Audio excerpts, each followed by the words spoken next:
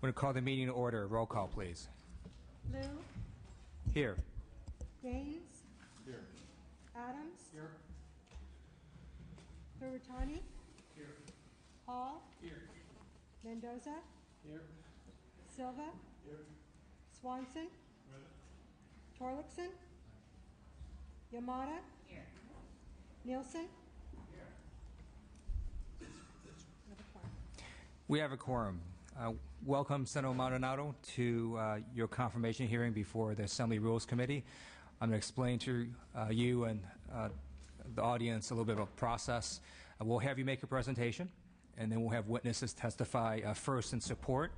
If there are witnesses in opposition, we'll have them testify. Then we'll have members here ask you questions. You'll have a full opportunity to respond to them. Then you will have an opportunity to close, and then we will take motions after that. So with that, why don't you begin? Thank you, Mr. Chairman. And thank you, members, for this honor. Yes. Is it on? Should be on. It looks like it's on. Testing. There we go. There we go. All right.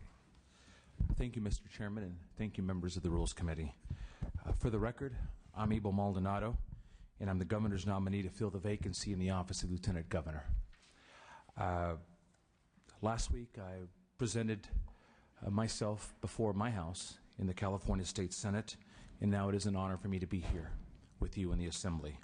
First and foremost, I want to introduce some folks that are here with me, some folks that have made me who I am. Number one, obviously my mother. My mother, Gloria Maldonado, is here with me today. Thanks for being here, Mom. And obviously my father. And last week I talked about an amazing story that's called the American Dream. And I'm here to tell you that that a dream is alive and well in our great state of California, because this great state has afforded my family everything. And just to see my mother and my father here is an amazing thing, because 35 years ago, Mr. Chairman, I was with them picking strawberries in the Santa Maria Valley, trying to make a living and yet giving back to the community, making a difference. So it's great to have them here. I also want to thank my brother Frank, who's here.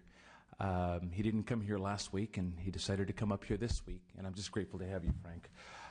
Frank, obviously, since I've been in the legislature, has really taken an important role in the small family business and done a great job, and couldn't thank him enough for being here. And last but not least, obviously my wife, Laura. She is here with me today. Thank you, Laura, for being here. And, you know, she probably knows me best. She doesn't know me as a senator. She knows me as the dad that works every day to bring home the resources to feed, to clothe, and to educate a great family in this great state of California of ours. My kids couldn't be here with me today, and I hope that someday I can show them the tape of this hearing and say, this is what Pops went through this process. So with that, thank you, Mr. Chair, for that. I'm sure many of you have seen the testimony that I gave before the Senate Rules Committee last week, and I don't want to reiterate a lot of what I said over there. I come before you today as your colleague, just from the other side of the House, but still your colleague, asking for your support in confirming me to fill the vacancy in the office of Lieutenant Governor. I was truly humbled when the governor nominated me, and I will never forget the immense honor that he has bestowed in me. When the governor called me, I said I wouldn't let him down, but most importantly, I told him I will never let the people of California down. So members, every day we wake up and we get to come into this beautiful historic building. It's called the California State Capitol. And we come here for several reasons. One of the reasons we come here is to fight for our constituents. We come here to fight for our state and for causes that we all believe in. And how truly it really is an honor to be here as members. We are an active participant in the democratic process. We are stewards of the public trust. We are voices of our constituents. Bottom line, we're colleagues and we're friends. And I come before you today as a colleague and as a friend, asking for your support. Members, when I reflect on our work together, I am proud of our ability to bridge the wide political gulf that sometimes threatens to stop progress and reform in this great state of ours. It has been my distinct honor to stand with you and cast important votes in the past. Chairman Liu, I've stood shoulder to shoulder with you to fight domestic violence And I got to tell you that I'm very proud of that, because neither of us were scared, because neither of us cared about politics. We were worried about helping the folks that were being hurt that happened to be Californians. We cared about doing what was right. Members, we help make parents of gang members accountable in this great state. We've improved the integrity of voter ballots, strengthened penalties against human traffickers, improved the nutrition in our schools, improved the lives of veterans, and bottom line, improved schools, just to name a few. And I can go on and on and on in this committee hearing. But members, we didn't do this for political glory, but we did it because it was the right thing to do. It was the right thing to do in a bipartisan way. Members, I'm simply asking of you today that same courtesy. I believe that when we work together, we can create great things for California. That a collaboration of opinions doesn't weaken one idea, but it makes it stronger.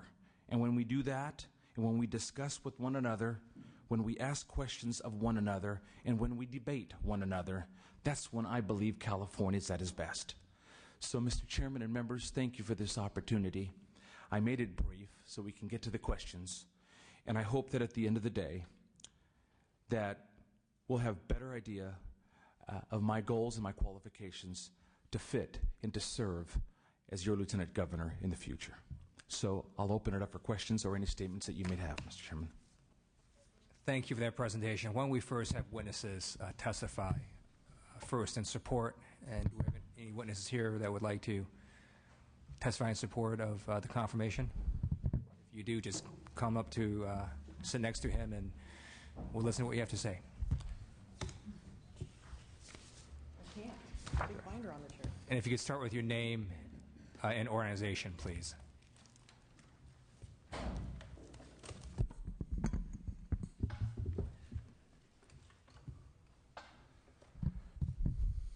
Hi, I'm Gail Delahant with Western Growers Association. We grow almost half of the nation's fresh fruits, vegetables, and tree nuts. And I am proud to say that the Senator is one of our members. Over the past 3 years of difficult water negotiations, the Senator has proven to be someone who is willing to take political risks and work in a bipartisan way to help pass on historic water package. Excuse me. Western Growers is always appreciative of people who can take these kinds of political risks and are willing to cross the aisle to work in a bipartisan way for the greater good. The Senator has demonstrated he is the type of person, and we encourage you to confirm him today. Thank you. Patrick Henning on behalf of the California State Council of Laborers. We were one of the first labor organizations to endorse Mr. Maldonado when he first ran way back when. In fact, I have a personal connection to Mr. Maldonado. I was one of the first people to show him around the White House when I was working for then President Clinton.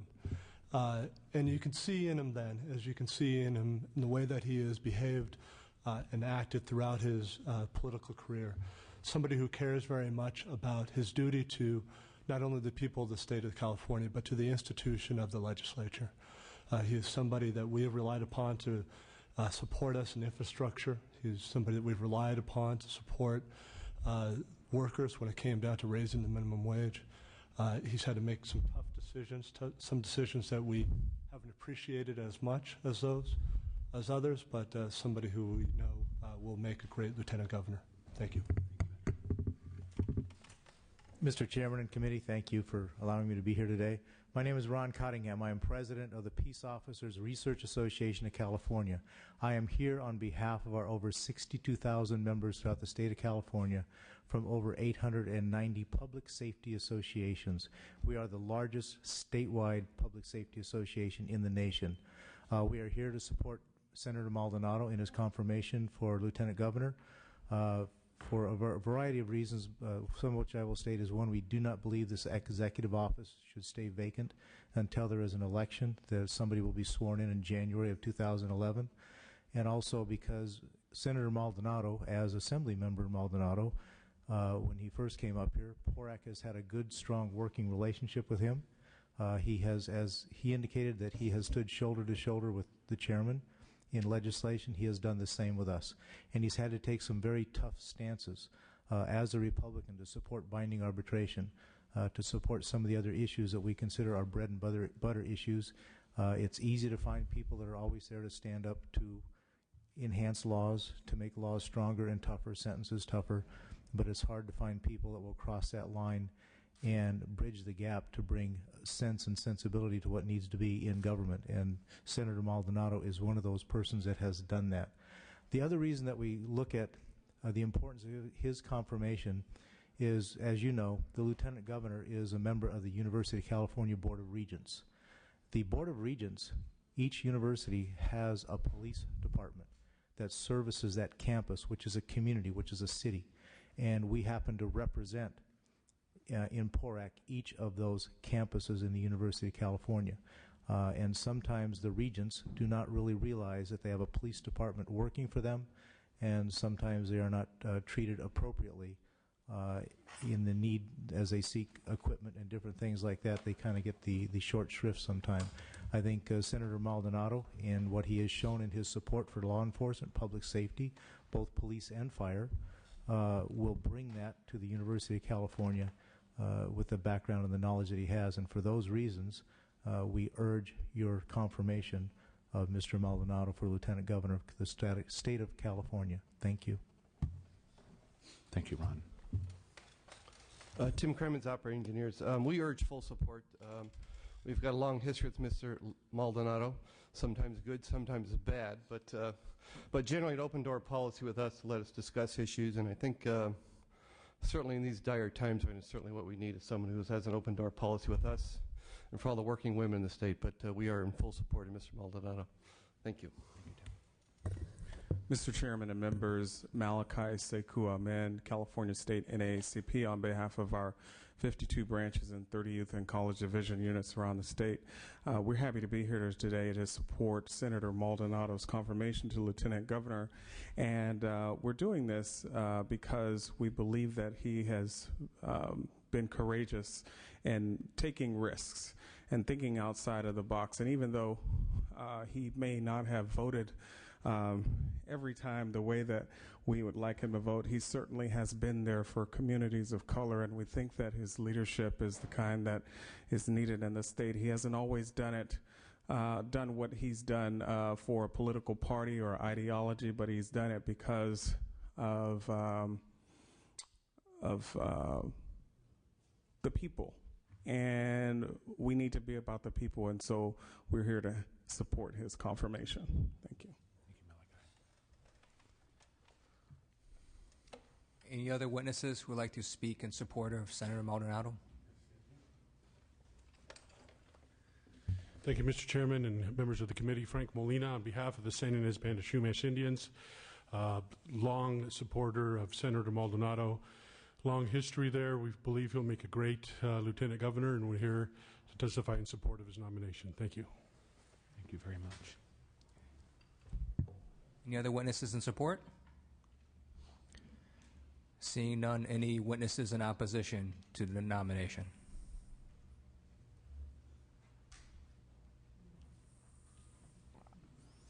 I should say opposition to the confirmation. Go ahead.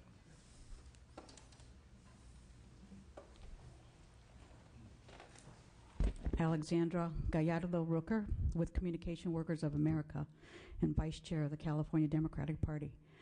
You know, when I hear the word courageous and risk, you know, I don't doubt that Assembly Member or Senator Maldonado is a good person, but courageous, risk, if he could have rallied his colleagues to help support farm workers. We have farm workers that still do not get water on their breaks, do not get rest periods, do not even get shade.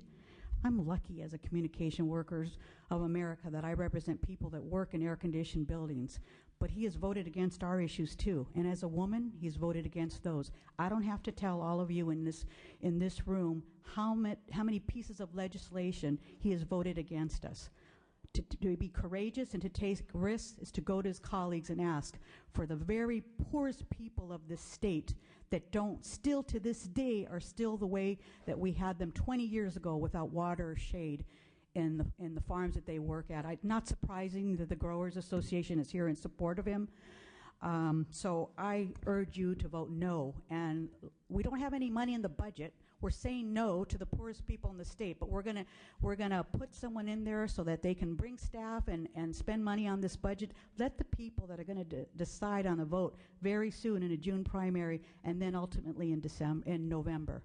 Thank you very much. Any other witnesses in opposition to the confirmation? I see none. We're going to open up to any questions from the members. We may want to ask the nominee questions. Do we have any questions? Yes, I have just a few questions.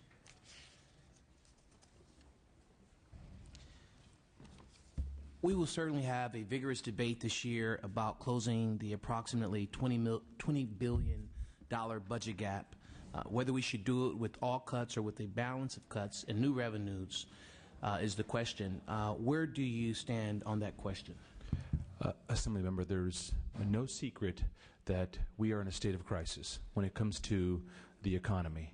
And our hole is $19.9 billion. We'd love to correct $6 billion in the next week or two. I think it's very, very important. And I don't know if I can sit here today and just rattle off, Assemblymember, of what I believe. I believe that we in the Senate and you in the Assembly and the governor can come together to find ways that we can balance this budget like we did last year, move California forward. There's going to be some shifts in funds. There's going to be cuts that none of us want to make, and it's going to be difficult. Do you support the right of gay and lesbian couples to marry? I do not, Assemblymember. I support domestic partnerships. And I think it's an issue that I live with because I happen to have a gay cousin of mine, and I struggle with it. But right now, I still believe that marriage is between a man and a woman. Do you think the president should keep or disregard the don't ask, don't tell policy for gays in the military? I think if you want to go fight for America and for my freedom, and if you want to put your life on the line, your gender shouldn't matter. So I support eliminating the don't ask, don't tell. Do you think employers should be able to sanction employees for speaking their native language in their workplace? Can you answer that? Repeat that. Do you think employers should be able to sanction employees for speaking their native language in the workplace? I don't think so. Assemblymember, when my father came to America in 1965, he only spoke Spanish, and that's the only language he could speak, but he could work with his hands, and I'm glad nobody sanctioned him for speaking the language that he knew. We've recently celebrated the birthday of the Reverend Martin Luther King, who is synonymous with the civil rights movement. That's correct. As a result, we have seen more attention to civil rights, not only in California, but also throughout the nation. Do you believe there are gaps in our civil rights law that would provide protections for citizens no matter their ethnicity, gender, national origin, or sexual orientation from discrimination? Are there gaps? Yes. Do you believe that there should be some measures to close those gaps? And if so, what are they? I think there should be some measures to close the gaps. We're all in this together. I never look at color or gender, Latino, African American, Anglo. We are a state that is very diverse, and that's what makes us strong. Now, do I have any ideas? In my heart, Assemblymember, I really believe that there is no tolerance for discrimination in California. The latest National Abortion Rights Action League scorecard lists you as pro-choice. Can we have your commitment that if, for any reason, you do not become governor in the next 10 months, you will protect a woman's right to choose and not sign any legislation or executive order that will limit that right? I believe, Mr. Hall, that I believe in the sanctity of life, but I also believe in the law of the land. And the law of the land is that a woman has the right to choose. And if that issue ever came before me, Assembly Member, and I say before me because I do have a daughter, if she came to me and said, I want to have an abortion, I tried to discourage, but at the end of the day, it would be her choice to make that decision. The governor has proposed a constitutional amendment to require funding for higher education to exceed funding for corrections. Do you support such a constitutional amendment? And I also have a follow-up question after that. What's wrong with spending more money on higher education than prisons? I think it's important that we look at that, and I think it's important that we all work as a legislature to spend more money on higher education and less on corrections. I have a follow-up question, but I just want another follow-up question on your response. Do you agree that a lot of individuals that are released from prisons today are released without rehabilitation services? Yes. And do you believe that the recidivism rate in California is extremely high? Yes. What measures then would you like to see to correct that problem? Well, I think that there's been a lot of measures to try to stop recidivism here in California. And I voted for some, and I'm sure I voted against some. I don't have that in my mind at this moment. But I think it's important that, that we all realize that whoever is in prison, pretty much they're going to come out of prison one of these days. And they're going to be living in our neighborhoods. And there's a good chance they could be our neighbor. So I think we need to put procedures in place that allows people to try to correct their life and to keep them from, wanting to come back to prison. The recent cuts in last year's budget obviously puts a strain on the type of services that nonprofit organizations and other organizations are able to provide for individuals being released from the system, if you will. Having said that, what if given the opportunity to change, what would you change with that? Why would I try to change the economic stability of our state? Because a California that works is a California that's better for all of us. And the most important thing that we need to be doing, Assemblymember Hall, is putting Californians back to work, because that'll bring more resources to the state. And when we have more resources for the state, then we can have the resource available to fund programs to keep people from going to prison, or while they're in prison, I'm giving them some kind of an education so when they come out, obviously, they don't commit another crime.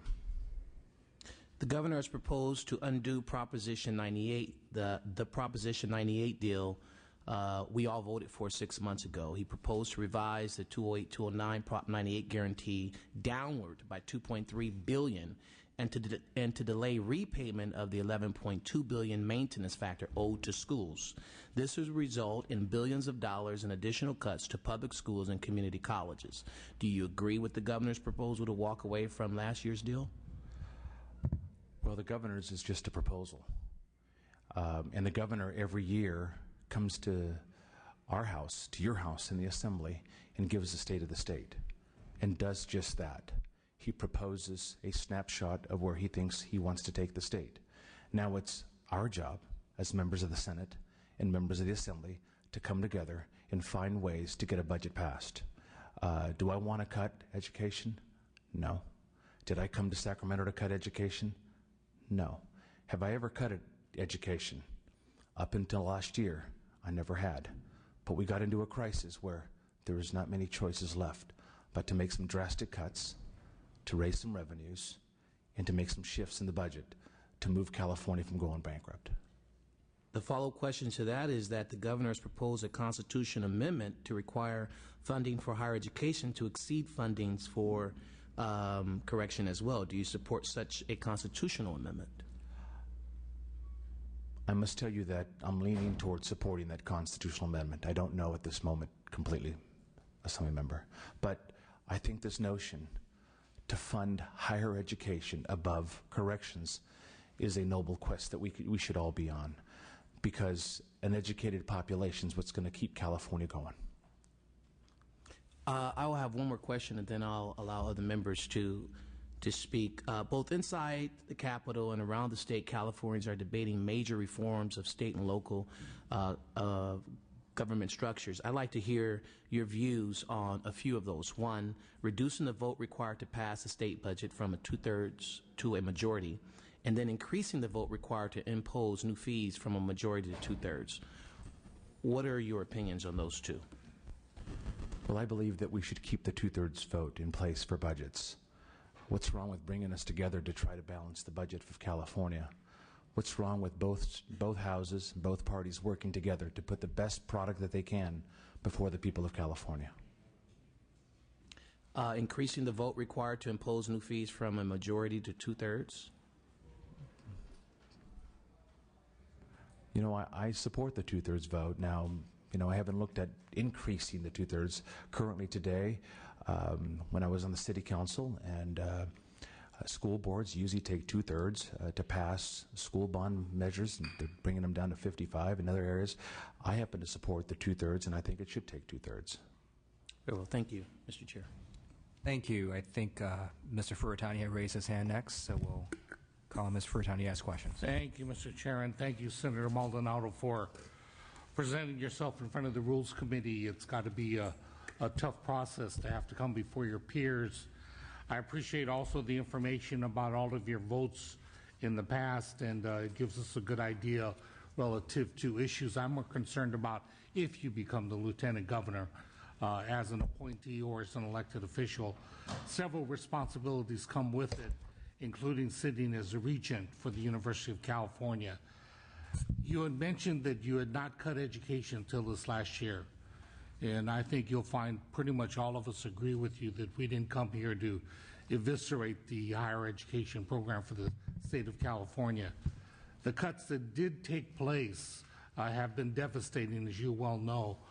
Would you support seeking revenue, new revenue for higher education, or revenue as a vehicle to help deal with the $20 billion deficit that we have this year? Well, I believe that if we stimulate the economy, and once this economy gets back on its feet, we're going to have more revenues. And I have no problem dedicating more revenues to higher education, because I really believe that it goes hand in hand with economic development. We have a great university system in California. We've got a great CSU system. And the last thing we want to do is cut it. Last year, you know what we did, Assembly member, we did a couple of things to pass the budget. And in that process, we passed an initiative to ask the voters for more revenues. And the people of California said no to that. And I respect what they said.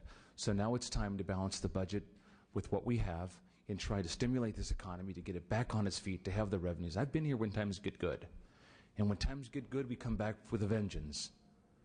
And all I can say is that I hope we put reforms in place that never allow us to get into this position that we're in at this moment. So then specifically you wouldn't support for this coming year any new revenue sources? Well, I've made it very clear that we took it to the people of California, and we asked them for an extension of $12.6 billion in taxes, and they gave us a resounding no. I believe the people of California have said, we don't have more to give. Deal with the budget that you have and try to come up with what you can do at this moment. So I believe that if we stimulate the economy, as Senator Furutani, I think we'll have more revenues, and the more revenues we get, and down the road, there'll be more money for higher education. Supporters of yours have come to the table and have used the word courage. And in looking at your history and your life story, I think it is an example of courage for yourself and your whole family. Thank you. One thing that we can do as members of the legislature is we don't have to just determine whether the public wants to do this or that. We can make the determination on our own. That's correct. And as you well know, it takes a 2/3 vote in order to raise revenue in the House, in the State Senate, or in the Assembly. So are you saying that if an idea came forward relative to new revenue, you would not vote for it? You mean an idea that had to have more revenue? Yes. That would produce more revenue, not stimulate the economy for more revenue down the road. I'm talking about this year, $20 billion deficit. Are we only going to do it with cuts alone, or would you support ideas for new revenue? Well, I think, Mr. Furtani, that we need to, we're going to have a budget. I know that. And we're going to have a mid-year correction. I know that. The question is, how do we get there? And I think I heard a resounding, loud voice from the people of California that no more taxes. I'm even hearing that from Washington. No more taxes from our president. So I think we can come together and find a way to get through this year without raising revenues on the people of California.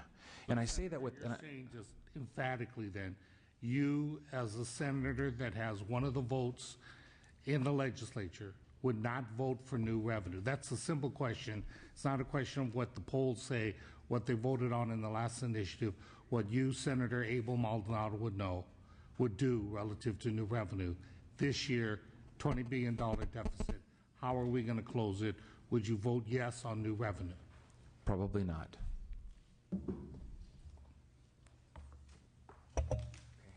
Senator Swanson, I think I saw you next. Yeah. Go ahead. Thank you, Mr. Chairman.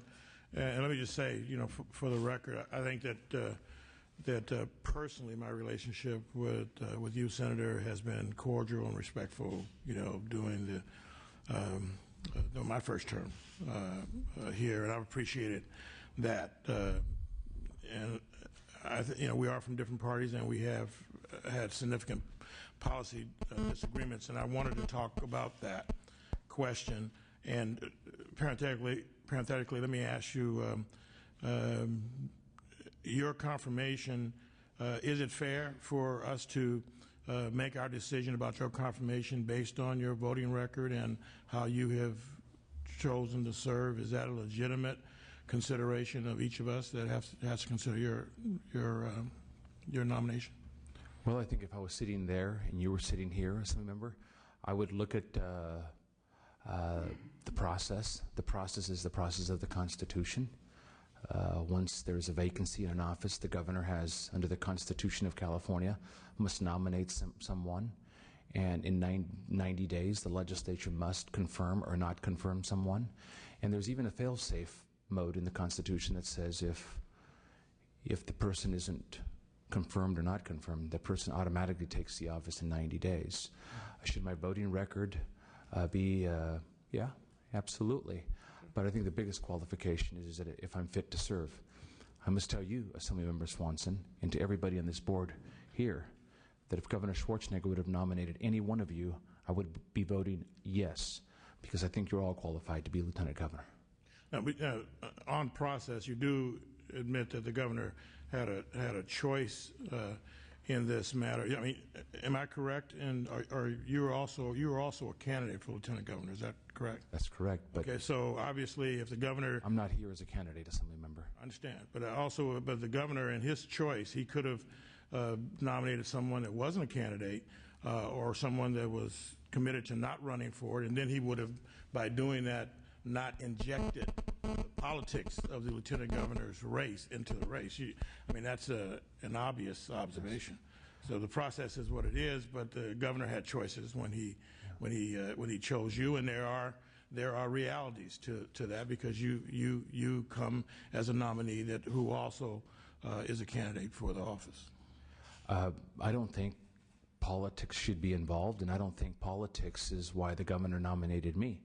I think he nominated me because I've demonstrated to him, and I think I've demonstrated to all of you, that I'll never put party first. I'll always put people first.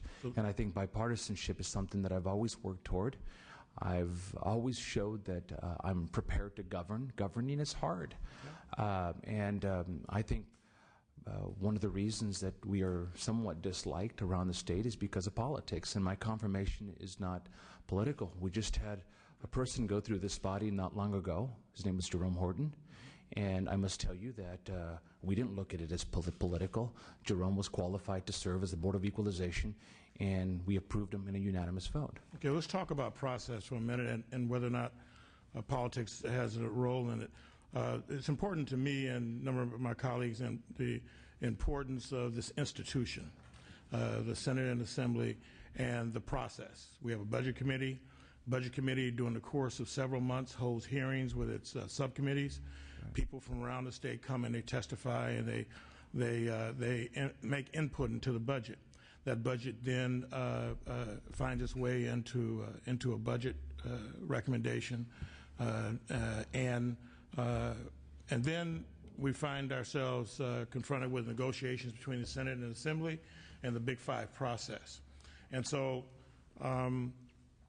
you have supported measures that were not part of that process and that some could reasonably argue were not germane to the budget, which people consider political. And so I would give you a chance to explain how is the issue of open primaries relevant in a budget process sense, in a non-political sense, to the passage of the budget as a condition to receive your vote? Well, first of all, Assemblymember Swanson, I don't like the process of a Big Five, to be very sincere with you. Huh? I think we ought to have the process of the Big 40 and the Big 80 because we were elected by the people of California to pass a California state budget. And you went through the procedures of passing a budget in this great state of ours. Right. And I support the procedures. And then after the Big Five comes together, which is a process that happens every year, and the fact of the matter, Assemblymember, last year we didn't even have the budget committee process. We just had a Big Five. And I thought that was something that was wrong. But it is what it is under the circumstances that we have. Once the process was complete, I didn't like the budget. Nobody liked the budget. It was a tough budget. And we could find holes in that budget that we passed on February the 15th all day long. But, Assemblymember, I did something I didn't want to do. I raised revenues. I governed. And I said to myself, if I'm going to raise revenues, then by golly, we shouldn't increase the gas tax on California drivers by 5 cents, which was $2 billion. And I said, why not reform California? And we put some reforms in place. So this notion that it was political and for politics only, Assemblymember, I respectfully disagree from you. So you say the open primary insistence was related to the budget? It was part of the negotiations of a budget, Assemblymember. There's negotiations going on here all the time. And to be frank, I didn't force anybody to vote for the budget. Everybody has their vote in this building. Yeah. I just said I could vote for the budget, but I think we ought to have some reforms that would maybe change the legislature. I understand. The problem with that is that that's something for something. And it's a I didn't see it for something, Assemblymember, with all due respect. It's for California. It wasn't for Abel. I understand that, but I can't go to any one of my colleagues and tell them that I will vote for their bill if they vote for mine. That's a felony. Can't do that. I can't trade my vote or negotiate my vote with any member of the Senate or Assembly for something. And it was no secret that during this budget process, since you started off saying that the process is important and that politics shouldn't be injected into that process or this process, you insisted that open primaries, eliminating the influence of the Democratic Party and the Republican Party in primaries in California, that was a legitimate issue to bring up during a budget discussion, and that you just weren't going to vote for it unless your gas initiative or that. And I'm suggesting to you that is something for something. Well, I respectfully disagree, and I don't believe that it was something for something, because there was nothing in there, Assemblymember, that was for Abel Maldonado. The gas tax was for 38 million Californians. Okay. The open primary is for 38 million Californians. Okay. Well, let me ask you a couple of policy questions, if I may. We had one of the witnesses earlier brought up the question of farm workers, and your background, your family background is very impressive. what legislation that is designed to support farm workers have you supported? I'm not understanding the question. What legislation have I supported? What proactive legislative initiative have you pushed to support the rights of farm workers? Well, first of all, Assemblymember Swanson, I was the author of the increase in the minimum wage in California. And I think that went right to the heart of voiceless and vulnerable people in this great state. And I did that. I was a supporter of the initiatives that Senator Dean Flores did with heat regulations. And I can go on and on other pieces of legislation that I have supported for not only for farm workers, but also for farm worker families and children. Yeah, during the budget negotiations also, there was this question of the 8-hour workday during budget deliberations. Did you favor that as being part of the budget deliberations? No. Okay. And what about the rule regarding meal periods? Whether or not there should be rest periods for workers during the budget negotiation? No. There was a couple of bills. I had a bill that would have extended the law around protections for car wash workers. You didn't support that bill. Was there any particular reason why you didn't want to support that bill that sort of guarantee some oversight and protection to car wash workers? I don't know okay, that's fair. About that. Okay. I can tell you this, Senator Swanson. I support pieces of legislation that will penalize an employer if they willfully neglect or willfully not work with its employees. Now, I had an AJR resolution 56 that was encouraging Congress to extend unemployment benefits, and you didn't support that, as I remember. I think I supported that. Did you? I've supported that for the citrus workers. I supported that for the freeze workers. Okay, and in an affirmative, you do support extension of unemployment. Yes, I do. Absolutely. Okay. Thank you for that.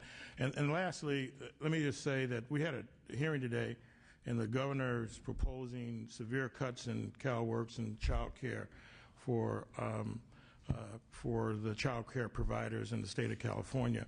And when you take a position that that there shouldn't be any additional revenue, those programs are going to be severely cut, and you can live with that? Well, I hope that we can continue to work with the federal government and get the resources that are owed to us. This notion of receiving 74 cents on the dollar is unacceptable. It's our money, and that's one of the processes that we need to be working on to prevent less of the cuts that are coming through the state. Assemblymember, I hate the situation that we're in. It's tough. It's really tough. But you know what? We're just like any other family around the state. Families are having to make tough decisions today. And sometimes they're choosing not to feed their family because they're having to make payments somewhere else because they can't get a job. They don't have a job. And I think that's what we need to be focused on. Well, I really do feel your passion on that question. And many of us share the passion about working families. Absolutely. The question really becomes that do you think that our state budget, the reason why we're not in balance right now is because there's a lot of fat in the budget? No. Or do you think that it's because there's a severe recession and that we just need to find more revenues to fund those things that essentially make the state one that we're proud to live in? I think we're in a huge economic crisis. I think every property around the state is worth 30% less. I think people are worth 30% less, and they're sending less money to Sacramento. I think we have a situation in place where we have a system in place, our tax system, that I believe is broken. We have a situation in place that when we have huge numbers of money that comes in, we spend on ongoing programs, and when the money goes down, we can't catch up, and it's a problem that must be fixed. Okay. Well, thank you very much for answering my question, Senator. Senator. I appreciate your candor and very much. I do think that California is at a crisis, and those of us, and people are hurting, as you said, but those of us in Sacramento have to acknowledge that by being very truthful with the people of California. That's correct. This is not a problem of fat in the budget. This is a problem of not enough resources, and now we're cutting into essential services. And I think that you should think about that. Thank you. Thank you, Mr. Winner calling Assemblymember Adams next, followed by Assemblymember Mendoza, and then Assemblywoman Yamada. Then we'll get to other folks who want to ask again. Thank you very much, Mr. Chairman. Welcome, Senator. It's a pleasure to have you here. Thank you, Assemblymember.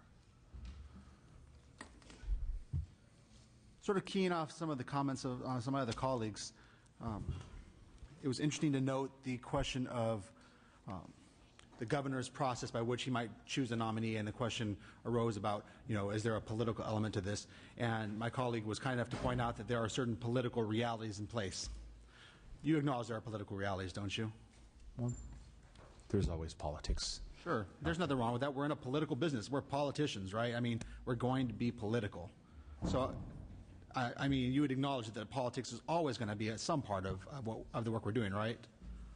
Well, I'd like to say, Assemblymember Adams, that I really believe that the governor chose me to be the lieutenant governor's nominee because of bipartisanship. I think the governor chose me because he's always seen that I've worked across the aisle. I've never let one forest get in the way of one tree, get in the way of a whole forest. And at the end of the day, he chose me because he believes that I've been one that has put politics aside and in what's in the best interest of the people of this great state. Politics sure has taken a nasty term, hasn't it? I mean, the idea that politics is somehow a bad thing. Politics, as I've always understood it, is really essentially the art of compromise. Well, my father raised me to never compromise on my principles, but always come up with a principle compromise. And he's sitting right behind me, and he'd be proud of that. And, sometimes you have to compromise. And what was happening last year to me was unacceptable, and I'll share with you what that was. Number one, we were on the verge of bankruptcy. Number two, we were doing what my father and my mother didn't raise me to do. We were not paying our bills. We were sending IOUs to the people of California, and that to me was unacceptable. And number three, we were holding the Californians hostage, and that needed to end. So I thought it was a compromise that we came up with to move this state forward. You've marked your career in Sacramento by the compromises that you've made, and have largely been the beneficiary of a tremendous amount of esteem on both sides of the aisle for that. But I am curious about something. As much as you are quite arguably one of the most defining members of the legislature in terms of compromise, this process seems to sort of be pitting you into in a political corner, sort of putting you in the bullseye, as it were, in terms of the rhetoric of politics. And I'm wondering if that offends your sensibility in some sense. You know, I'm not going to change who I am, Assemblymember Adams. I am who I am. I have 11 years of voting record in this building. People know me. I've always worked in a bipartisan way. Most of the members on this body, if not all of the members in this body, have come to me and have said, can you support my bill? And I've said yes when I think it was good for the people of California. And when it's not, I'd say no, or I'd say educate me a little bit more. So I don't know if I want to get caught in this notion of being pinned on one political side or the other.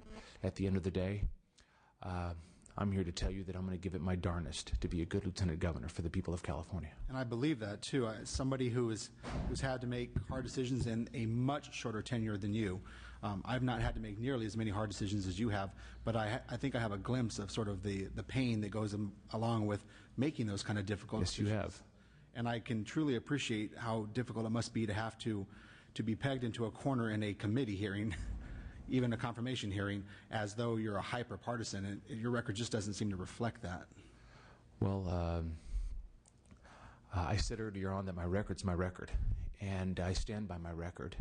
And I think it's one that's for California. But first, it's for the people of the 15th Senatorial District.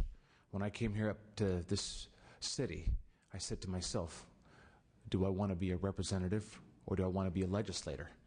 And I must tell you, Assemblymember Adams, that I've been in the minority party my whole career up here. So I focused on being a representative. And when I say representative, that goes for African Americans, Anglo, Latino, Asian, That goes for Republicans, Democrats, Green, Independents, peace and freedom. And that's not going to change.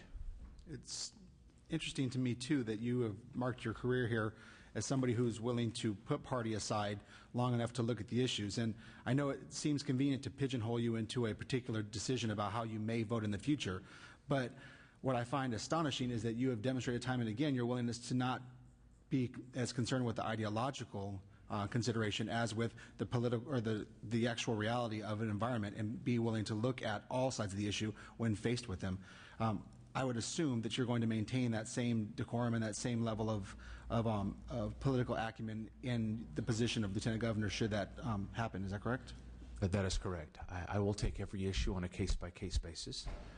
As a Lieutenant Governor, as a Board of Regents, as a CSU trustee, and most importantly, as a director, as the chairman of the Economic Development Commission that the Lieutenant Governor's office chairs. Are you expecting to ever be in complete consensus with either party? You know, no party has a monopoly on good ideas. And at the end of the day, if you confirm me, we'll be in a different branch of government, but we'll be working for the same people.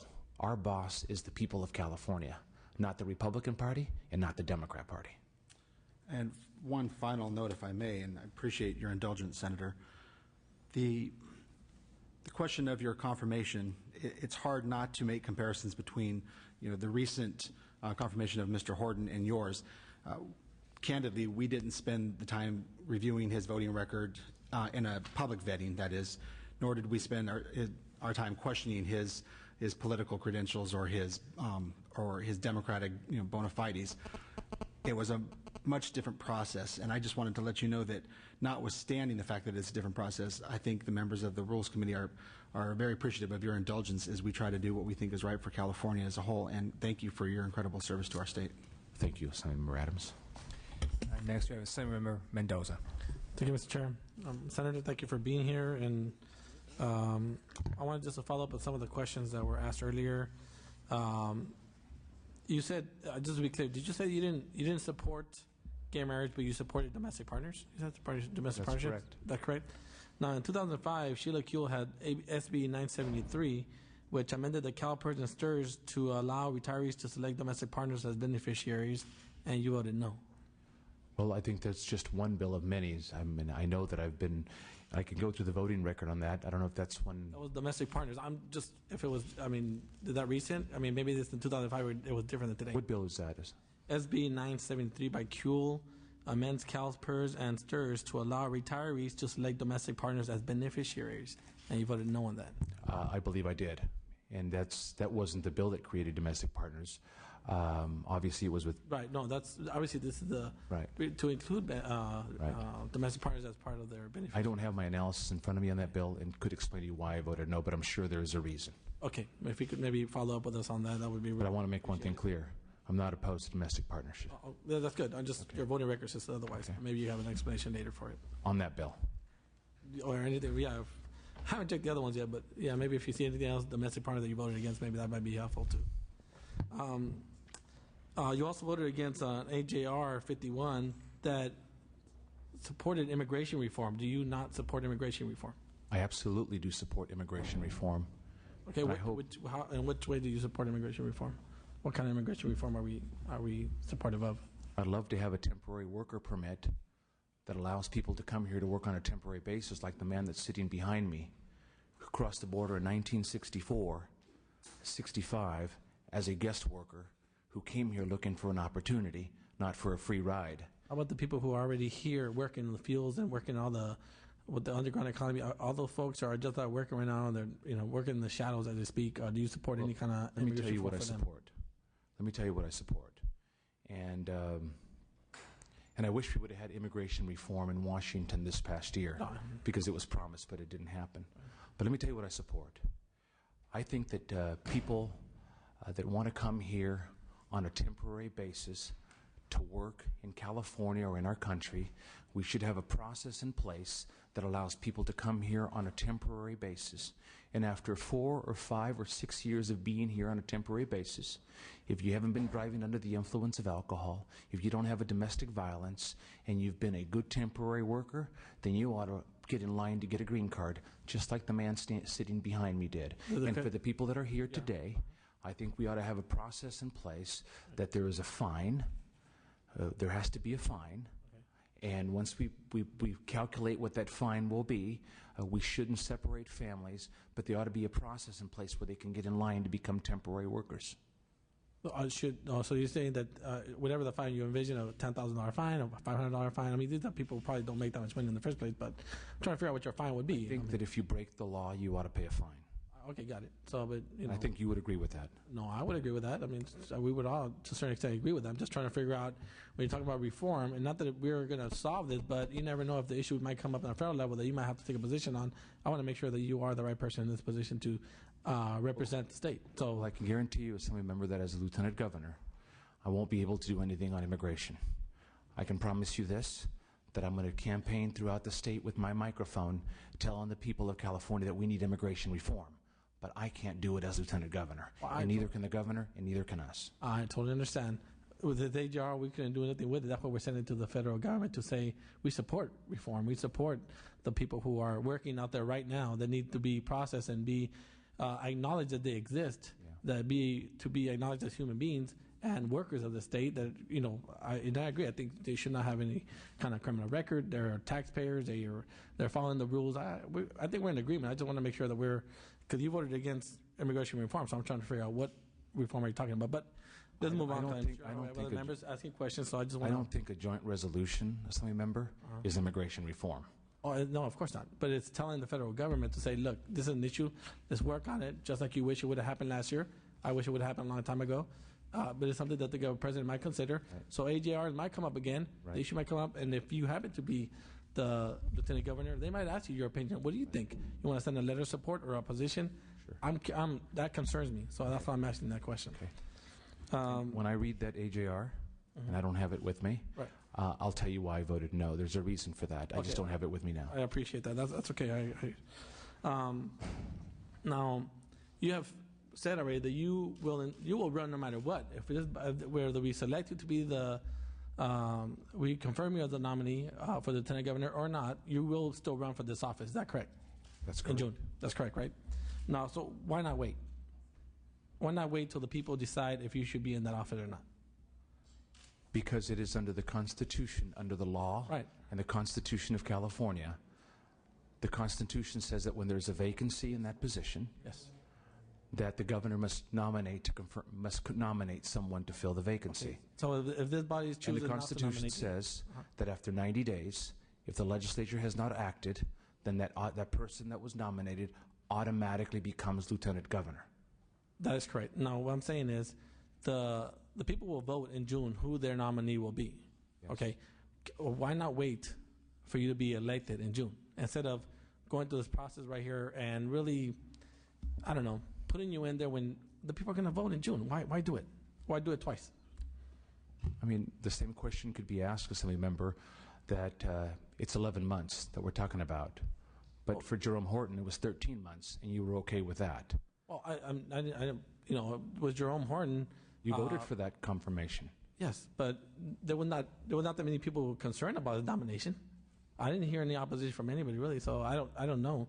There seems to be a voting record here that people have concerns with, and there's plenty of letters of opposition here. So it's a different scenario. So I don't want to compare two. It's not a different scenario. It's a constitutional office. I understand, but I'm saying that the opposition and the support, just the whole dynamic surrounding this particular race is different nomination. So, okay, so now going back to you saying that you don't want to wait because the governor has the ability to appoint. So let me go here. I truly feel that you're more important to stay as a senator because we're going to need you as a budget vote in June.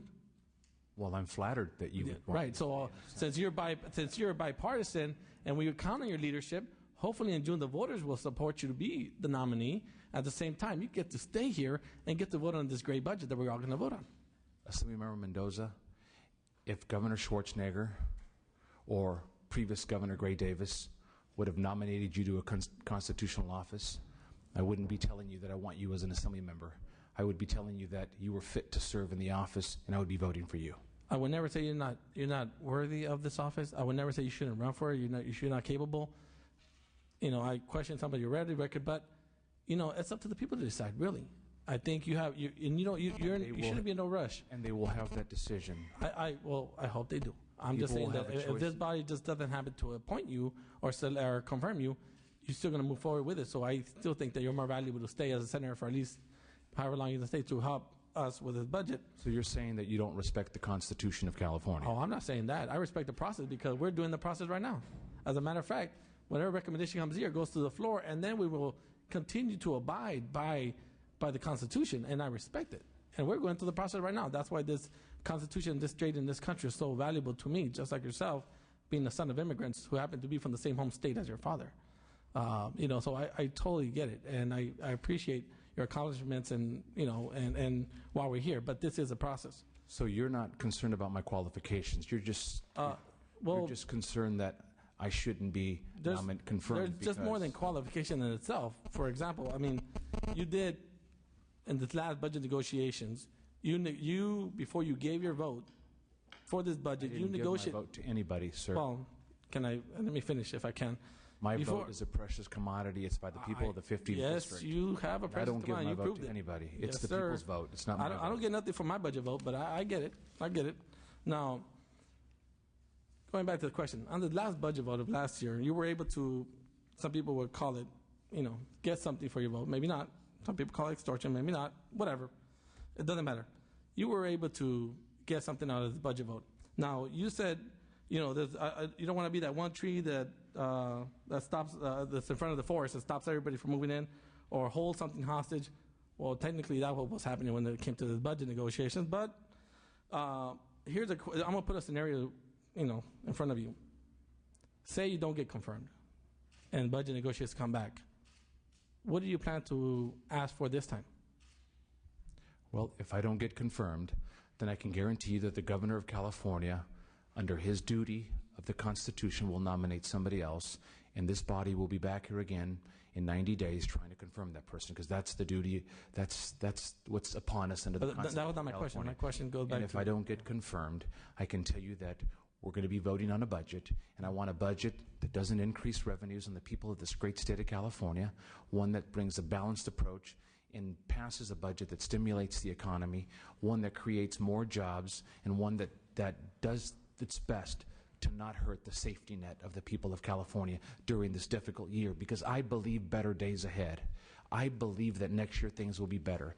I believe that December we had $400 million more in revenues, and I believe that in March, April and May, we're going to get a May surprise, not a May revision. And I think that we need to be prepared for that, and we'll have less cuts to the safety net. My question still stands. Are you going to ask for anything? If you happen not to be nominated and this budget comes through, are you going to ask anything for your vote? I can say something to you, Assembly Member, that I've never asked for anything. Well, you got three things, and it happened all behind closed doors, behind the scenes, and the dark, behind, some, room out there before you came out to the floor and got a vote.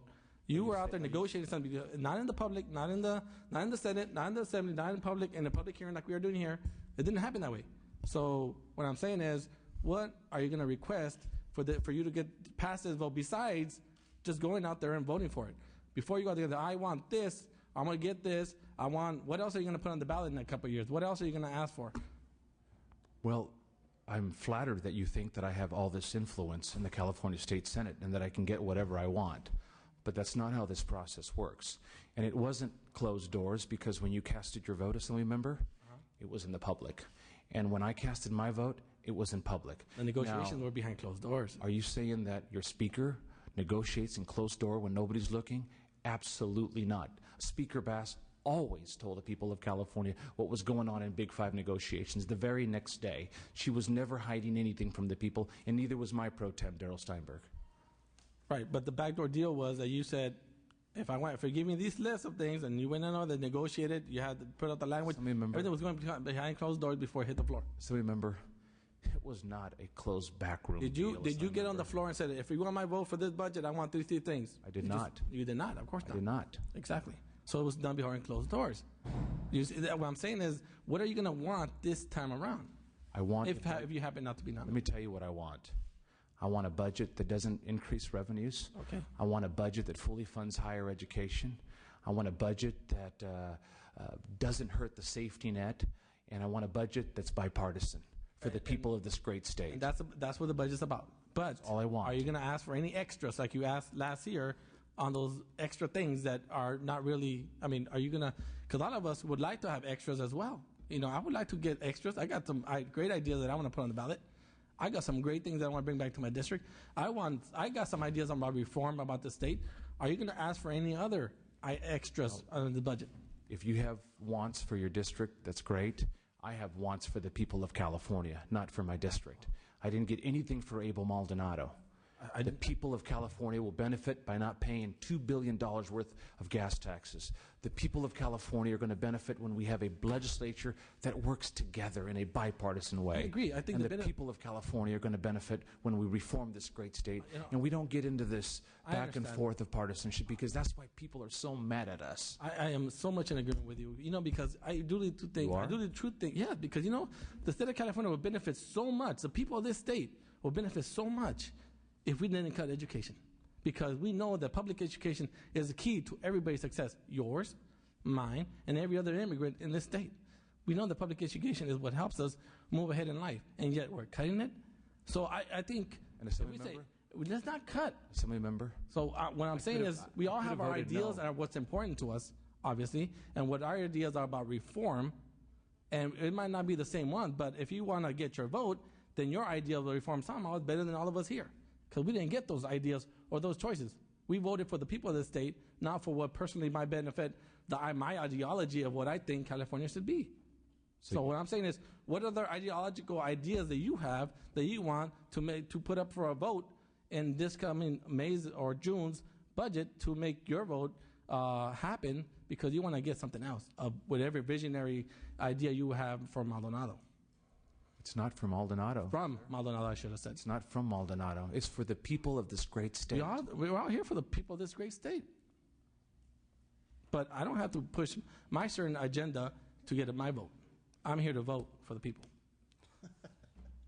Mr. Chair, thank you. Assemblywoman Yamada. Thank you, Mr. Chairman. Senator Maldonado, first of all, I want to thank you for appearing before this committee today. Absolutely. Also, your family, I want to welcome you to Sacramento. I know for some this is a return trip. Yes. And I appreciate that you stopped by my office today to touch base prior to this discussion. However, you know, with the shortness of time, we were really not able to have this conversation before.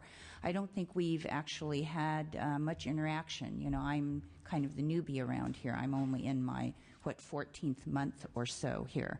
And you have a record of 11 years. You know, a lot of the questions that I might have asked have already been touched upon in some fashion by some of my colleagues. But, you know, what I wanted to ask you about is that reviewing your voting record over this 11-year period, I have noticed that you have had some shifts in your voting pattern. I think in earlier years in the legislature, for example, on some LGBT issues, for example, creation of Harvey Milk Day, and so on, it seems to me that your votes have changed.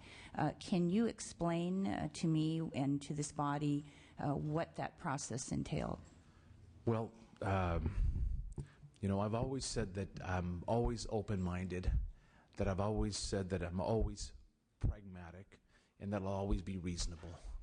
And as much as people might want to believe, when I come into a committee hearing room, whether it be in the Assembly or the Senate, because I've served in both houses, I always go in with an open mind of listening to testimony. And I must tell you that when I heard that young man come and testify on Harvey Milk, he stuck with me, and he hit a chord. And I said to myself, why not? And I voted for what I thought was best. And that's why. And I'll continue to do that. Whether you confirm me or not, I'm going to continue to do that.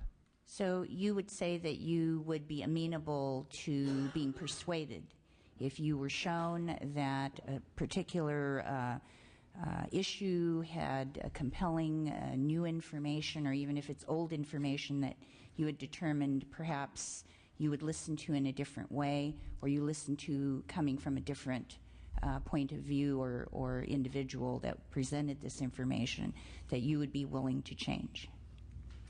Always open to a good debate and to learning from that debate. In my 11 years in this House, I had a pretty good record of not raising revenues. Mm-hmm. And I had to change last year because we were going bankrupt. Mm-hmm. And we were going to shut down jobs. And we put some good temporary reforms in place, and I changed. Mm-hmm. And I must tell you... One time only. Well, I don't know about one time only. Mm-hmm. I mean, at the end of the day, I told Assemblymember Swanson that if we're in an emergency, I'm always open, because governing is hard. And it's easy to just say no, or it's easy to throw a rock at something. Governing is hard, and we're here to govern. And that's what the people of California want today. They want us to come together.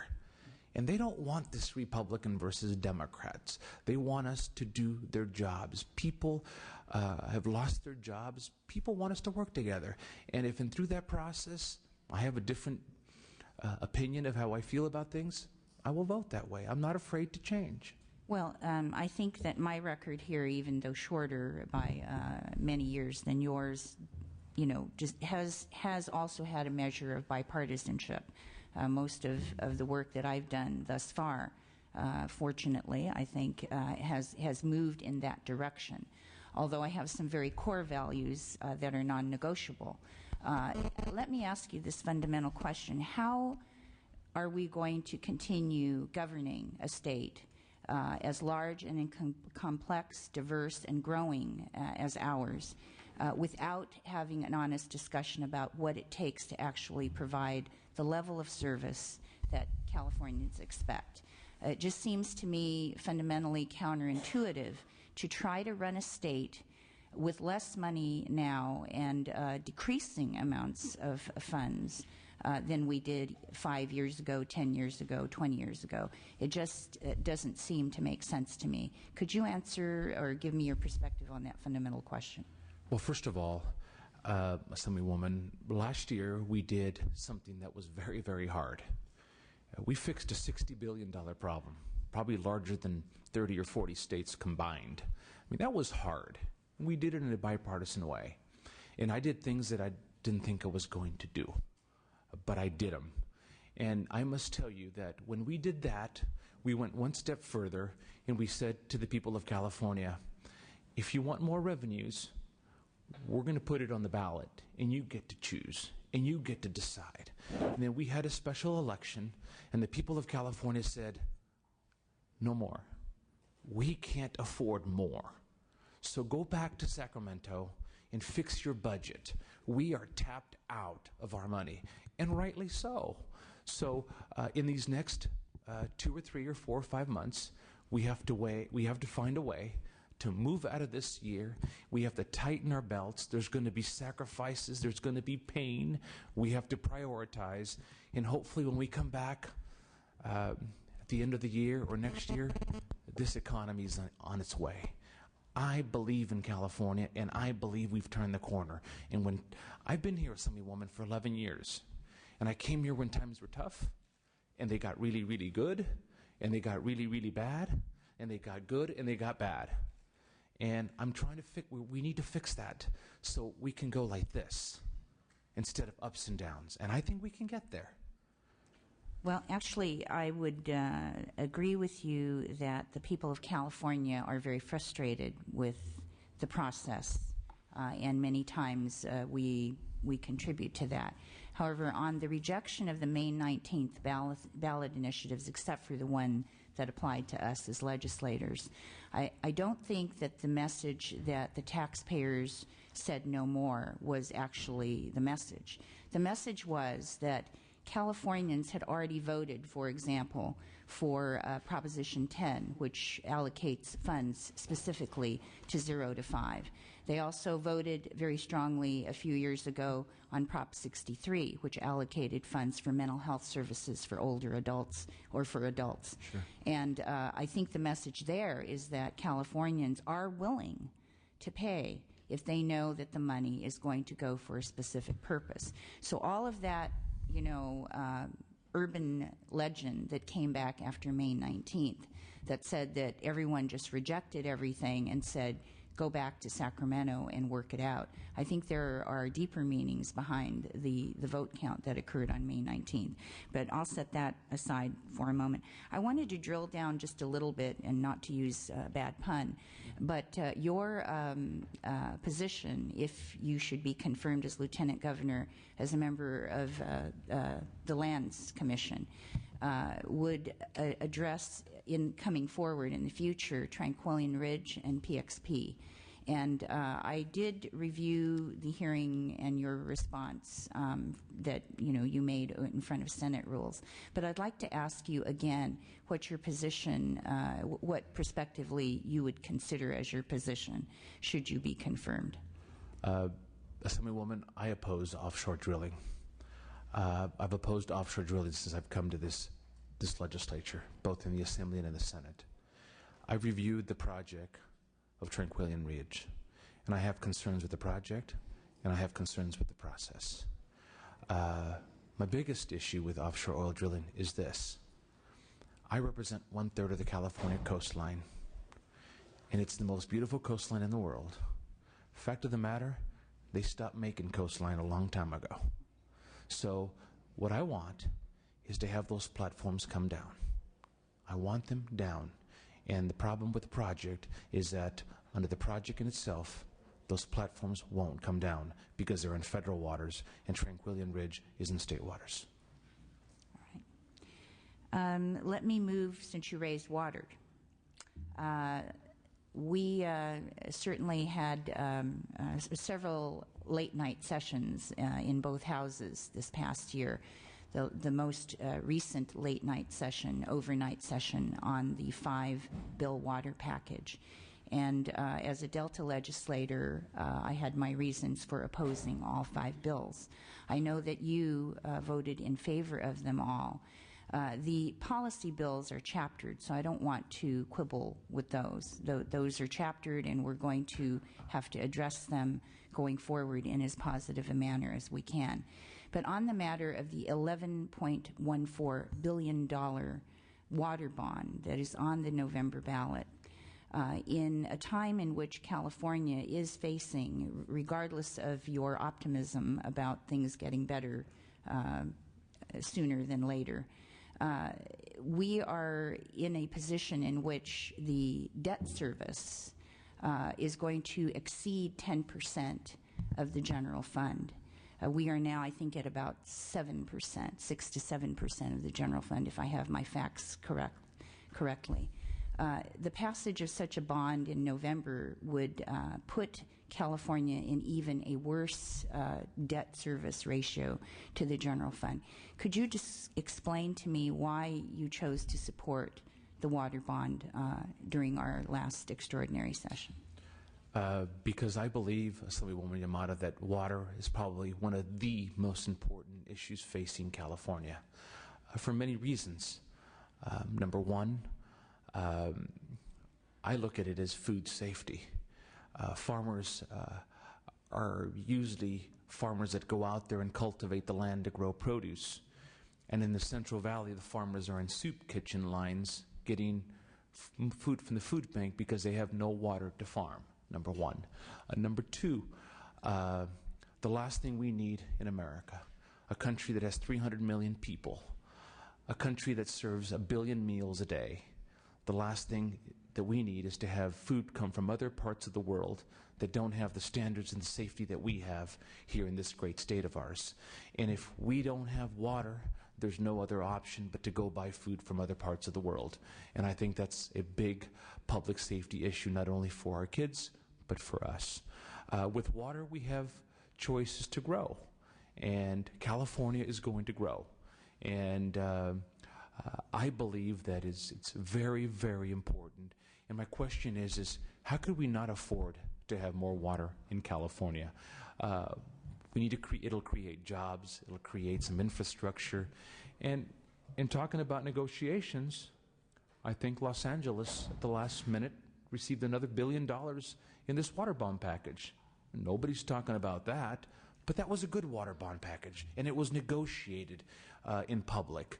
And I think that as we go forward, we're going to have our challenges. And I know that, Assemblywoman Yamada, I know how you feel, because you and Senator Wolk are in a district where the Delta's at. And, you know, I don't know how to put it, but I know that you feel different about that. I kind of looked at it on a statewide basis of how important water is. Well, certainly, you know, we are all, as you mentioned earlier, here to first represent our districts and fight for our districts, and then also in the context of what's good for all Californians. But again, do you feel that it is fiscally responsible for us to, and you know, whether it's a water bond or any other kind of bond, put the people of California in a position to have a debt service of over 10% by advancing these kinds of legislation, or this kind of legislation? And I also wanted to note that you mentioned earlier that you do not like the Big Five process. I would have to beg to differ that the water bond was negotiated in public, because I can remember being lobbied as to what I wanted, how much money did I want in the water bond in order to get my vote. And what my answer was is that I would prefer to see the bond cut in half and actually address water supply and water storage problems, not increase every hour by millions and millions and hundreds of millions of dollars to benefit projects that have very little to do with the protection of the Delta water supply. So I guess my question to you is, do you feel that this state can continue to engage in the kinds of legislation that's going to place us at higher fiscal peril? I'm a fiscal conservative, despite the fact that I'm a liberal Democrat. I just wonder if you are the same as far as your fiscal prudence. Yes. Well, I believe that, yes, it makes fiscal sense to pass the water bond. I think that it'll create jobs. We actually put a clause in it that we can only use half of the money till the year 2015, and after 2015 we can use the rest of the money, and the reason we did it as a body was because of the fiscal crisis that we're in. I think that if we don't have water, Assemblywoman Yamada, we face a longer road out of this recovery in this great state, because this water bond, not only is it going to bring water, it's going to create more jobs for the people of California. And I can tell you that I've been to Fresno, and I've been to the food banks, and I've been to the soup kitchens in the Central Valley. And for the life of me, I never thought I'd be in a state where there's 42% unemployment because of water. So I say we can't afford not to pass the water bond in this great state. Thank you. Senator Nielsen is the next person. Go ahead. Thank you, Mr. Chairman. First, I must make an observation as to process. I would encourage this honorable body on future occasions when individual may be before the Assembly for confirmation consideration, they all be treated the same. And I would argue that Senator Maldonado has not been treated the same. Such opportunities for such inquiry and questioning and rhetorical statements and observations have not happened in previous occasions here, and I would caution us to make sure that all things are done the same. Consideration and confirmation generally, and I'm familiar with many of them in my years in the Senate, it's about, is the individual qualified to serve? Qualified and capable. Philosophic things and rhetorical things and debate points and all are considered sometimes. On occasion, there are some very legitimate issues that must be examined. We've had a good and healthy discourse here today, I suppose. A lot of observations, rhetorical statements, litmus tests expressed. We've debated the budget here today, and I'm going to be now offering the counter debate. We Republicans agree with a number of the things that the Democrats have raised here in terms of the budget, in terms of priorities in government, but we disagree with a whole lot of other ones very vigorously. That debate will continue in a very different forum than this. And I just want to stake that out without going into a big, long discourse or discussion or rhetorical or rebuttals. I don't think that's necessary. Suffice it to say, we just don't agree with all of the lines of inquiry here today, and that will carry itself out on through the budget. I have a great affection for Senator Maldonado, his story, and I come from fairly humble origins of myself, working in the fields, and I do understand and empathize with that, and I appreciate it. I always consider myself a bit of a mentor, and both Abel and I are former Ag Leadership Fellows. It's a great kinship that we do enjoy. I differ with him on a whole lot of things, certainly open primary and life, and those are very basic and fundamental issues wherein there can be no compromise. I understand that. But taken on the whole, I think our question has to be here today, is this gentleman qualified to serve in that position? Could he be capable in the job? Could he do the job? Is he a reasonable person? I think by any reckoning, he meets that test here today. Thank you. Before I call on Senator Silver, I do want to say the reason this confirmation hearing may be somewhat different is that, you know, in a state board equalization position, while constitutional, it is not statewide, and it's not one heartbeat away from the governor's office. I believe our duty today was to give a full and fair hearing to nominee. I believe we're doing that. And with that, I'll call on Senator Silva. Thank you, Mr. Chairman. It was very nice seeing you here today, Senator, especially seeing your family. I've been a long admirer of you. When I was a councilman coming up here, you were a senator. You were always very nice and tried to listen to my issues, and we've had a lot of phone calls on ways that perhaps we could get some bills passed that would benefit Orange County, and for that I'm always grateful. Thank you. I think beauty is in the eye of the beholder. Waste in the budget to one member might be a necessity to another member. As Lieutenant Governor, you would sit on the, as a member of the Board of Regents. University of California lower division classes have between 300 and 500 students in a class. The professor costs the California taxpayers about $160,000 with their benefits and everything that goes in their package. But they teach less than 5 hours a week. Their classes are taught by a TA, a student that's working on a master's degree. And if a student wants to see the professor, it's rare that they'd ever be in their office when the office hours are posted. Yet you go to a community college and the class size is 40 with a PhD in the academic subject teaching the class. What would you tell parents of a freshman student at UCLA that were very discouraged about having classes with 400 students for their children? Well, I would tell them that as the economy turns around in California and as the legislature comes together with a better tax system in place that doesn't have these huge spikes and dips in revenues that come in, I would tell them that, you know, one of the priorities that we're going to be funding is higher education, because, you know, it's not just, as you stated, Member Silva, it's not just the tuition hikes that students pay. It's not having the availability of the teacher, not having the availability of the classroom, and not having the class offered itself. So it's part of our system that must be fixed to stop these spikes and decreases in government that don't allow us to plan and have continuity in the high education system that's called the UC and CSU. What about a professor that has a teaching load of 5 hours a week? Well, I think there needs to be accountability. We know that. The University of California is a public trust. We know what happened not long ago. There was an increase in tuition fees. And my question would be, as a member of the Board of Regents, that if we're going to increase the tuition to children, to the students, then we better make some reductions at the top. We need to be on an equal playing field.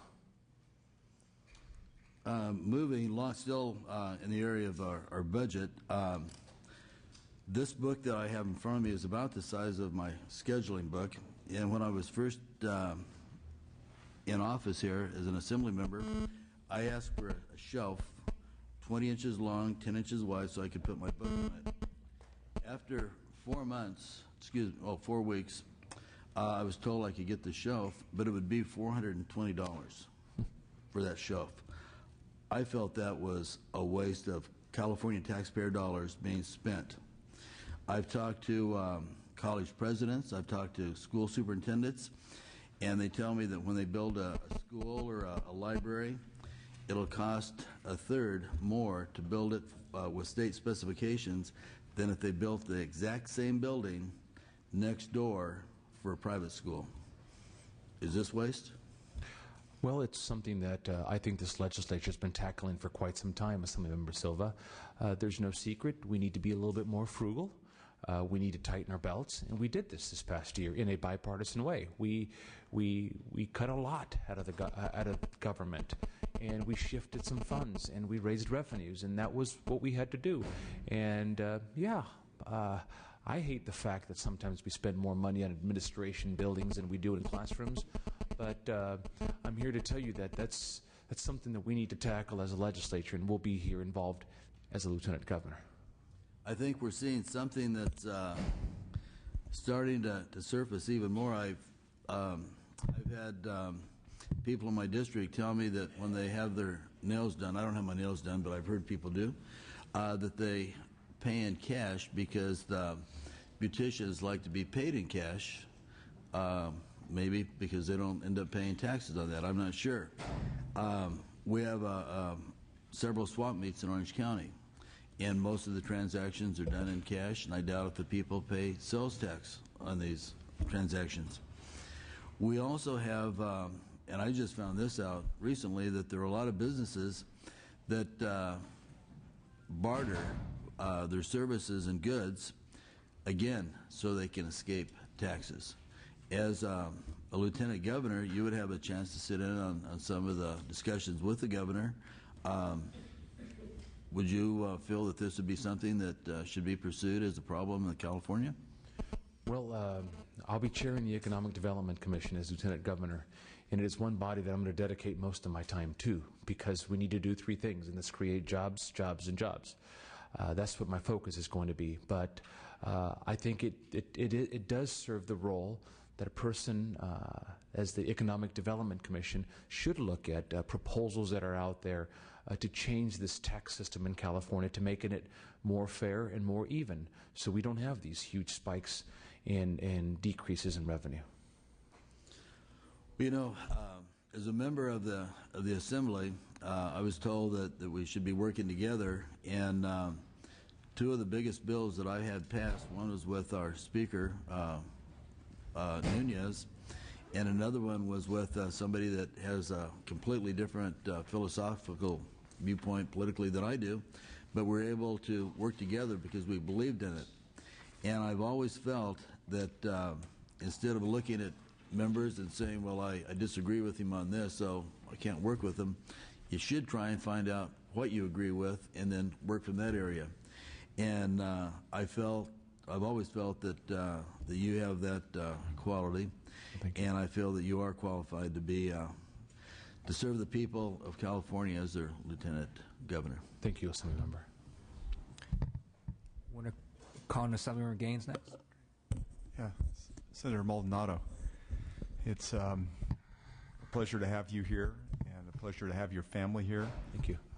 Got a lot of respect for you and your family in terms of what you've done here in California, and it's a great state. It's just a great indication of America too, of what can happen. Someone can start with nothing and be very successful in California, in our nation.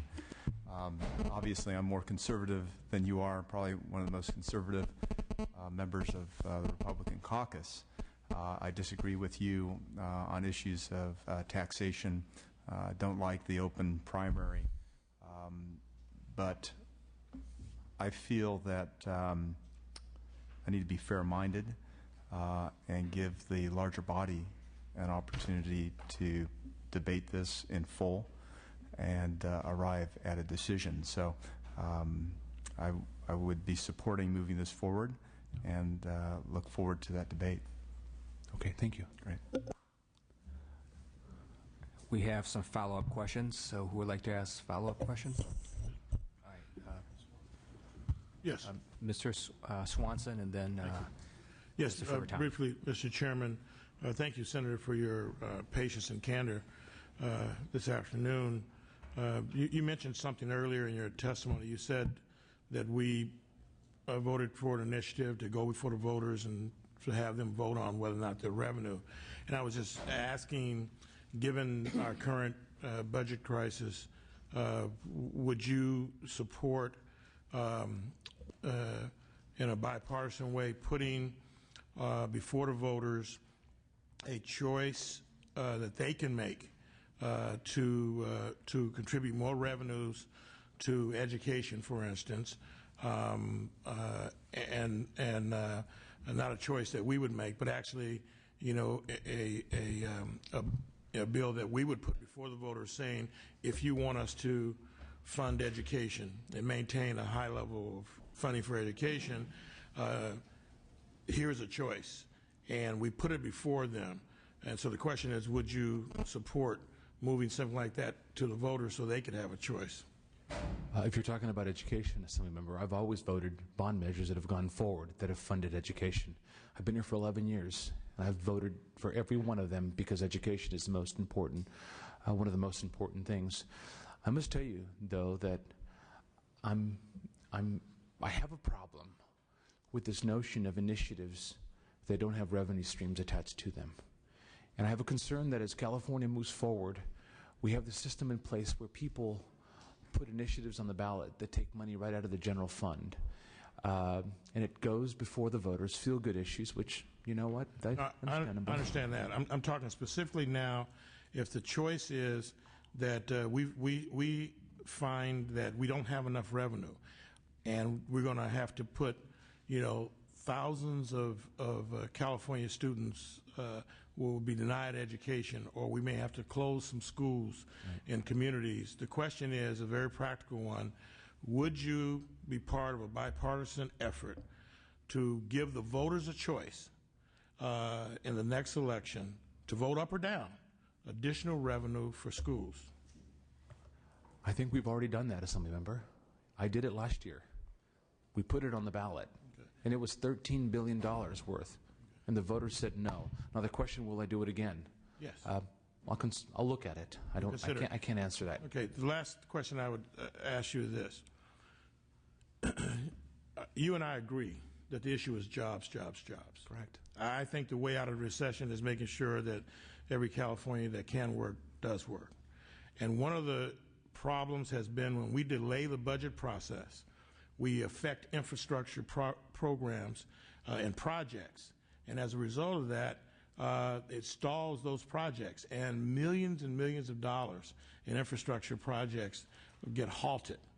And so this question is just a very simple one, and that is that, you know, during the period of time that you remain a member of the Senate, would you do all you can to, one, acknowledge that these budget delays do hurt our ability to put Californians to work in those infrastructure projects, and will you do all you can to make sure that those kind of intentional delays for other reasons stop?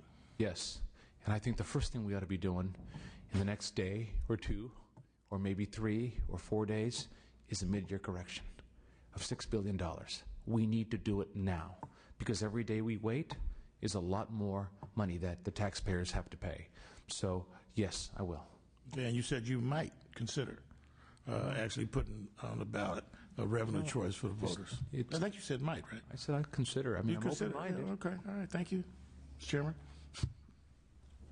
Thank you. And we have Mr. Furutani, and then we'll have actually Mr. Hall. Thank you. Senator,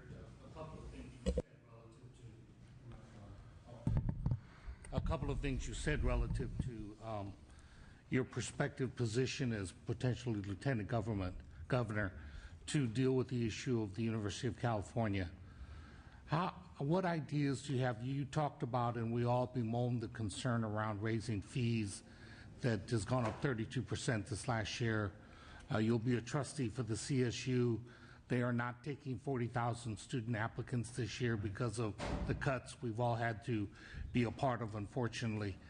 What ideas do you have, and this is related to my earlier question relative to revenue, trying to find some way of dealing with this issue to protect our college education programs? Do you have ideas that you'll bring to the table as a region and as a trustee relative to how we can do this? Well, first of all, Senator Steinberg, about an hour before my hearing, put out a notice where he's supporting a bill that we should have 5% increases maximum in tuition fees to students at the UC University of California.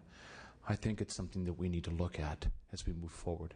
I really believe that jobs goes right in hand with education, especially higher education. I represent the Silicon Valley, Assemblyman. The only reason Silicon Valley is in the northern part of California is because of higher education here in this great state. And I must tell you, and I know that Assemblywoman Yamada says that I'm optimistic, I feel that May is going to be a good month for us. And if May is a good month, the next month is going to be even better, and things are going to be better. And we're going to have revenues to go toward education. And when that happens, I hope that if I'm here with you, we can put in reforms that will never allow us to come into this position again. And if I'm not here, and I'm your Lieutenant Governor, that I work with you to put some good reforms that won't allow us to get in this position that we're in.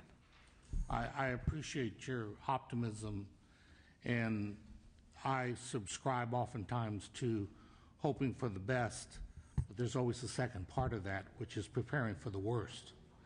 And in that, again, ideas other than hoping for May, thoughts that you've had that you're going to have an opportunity as a UC region and as a trustee, how are we going to tackle this problem? That's why I brought up the issue of some kind of look at revenue. As you said, relative to jobs, higher education is going to drive the whole thing. Yes. My esteemed colleague, Mr. Silva, brought up the issue of what professors do when they're not in the classroom.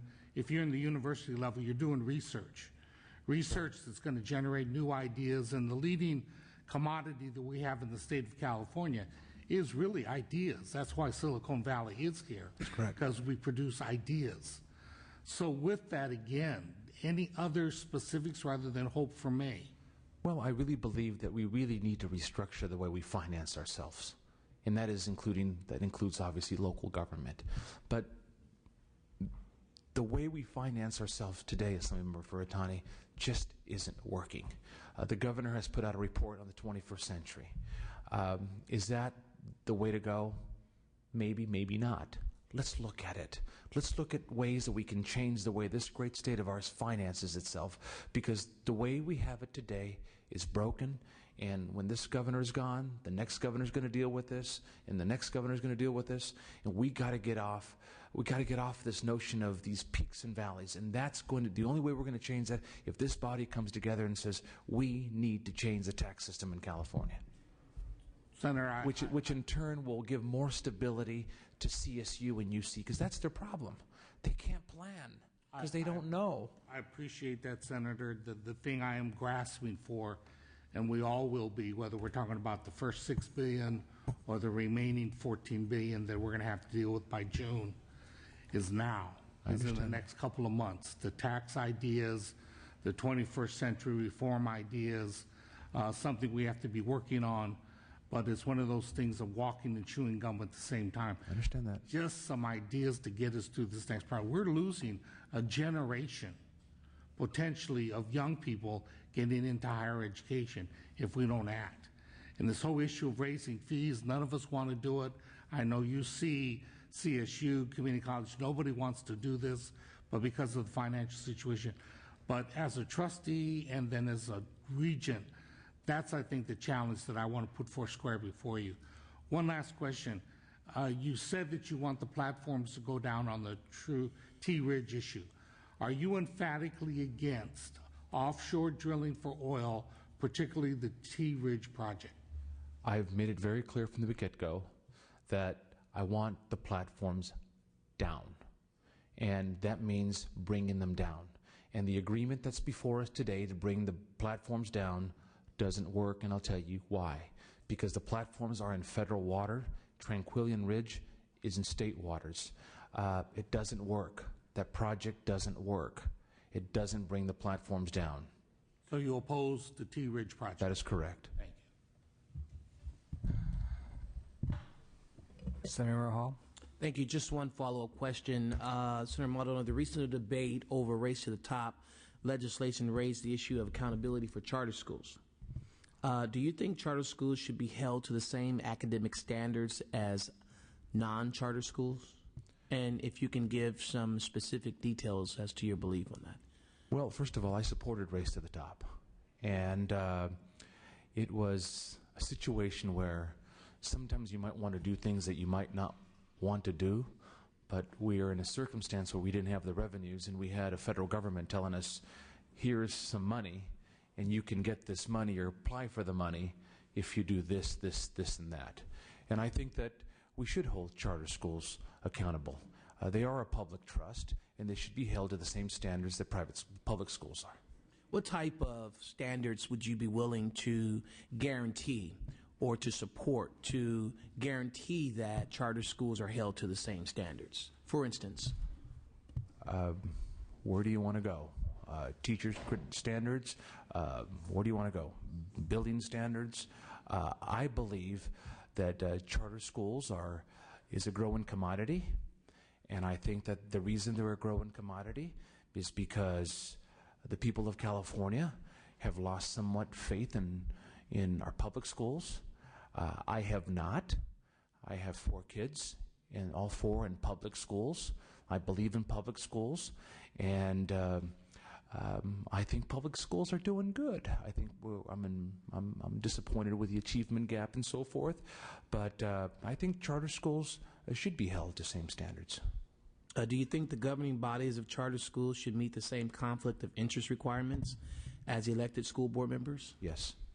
I voted for that bill, I believe. Very well. Thank you. We have other follow-up questions?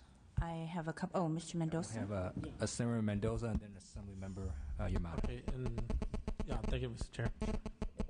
Okay, thank you, Mr. Chair. Just a couple of quick follow-up questions.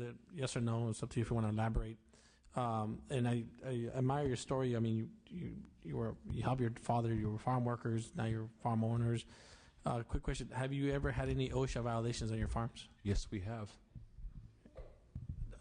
If you want to elaborate, it's up to you. I just wanted to see. We've had a couple of OSHA violations on our farm. And I must tell you, Assemblymember Mendoza, that the people sitting behind me, who happen to be my brother and my father and my mother and myself, are very proud of the farm that we have. And one of the things that we don't do on our farm is we don't hire labor contractors. And I must tell you that I don't know if it's a mistake or not, because most businesses hire labor contractors to evade liability. We have decided to take on every liability on our farm. So our employees work for the farm. It's not a labor contractor, and we are accountable to every employee on the farm. Now, have we had violations? Yes, we have. And you know, we've taken steps to correct them, just like any business that is in business today will have violations. Right. I'm just getting, you mentioned hiring. Have you ever hired an illegal immigrant? No. Every person that works on our farm has come to our farm and has presented all their documentation that's proper to work at our company. Okay. Good. And Mr. Chair, when there was a pause about, I'd like to make a motion. Sure, let's get all the questions answered. Ms. Yamada?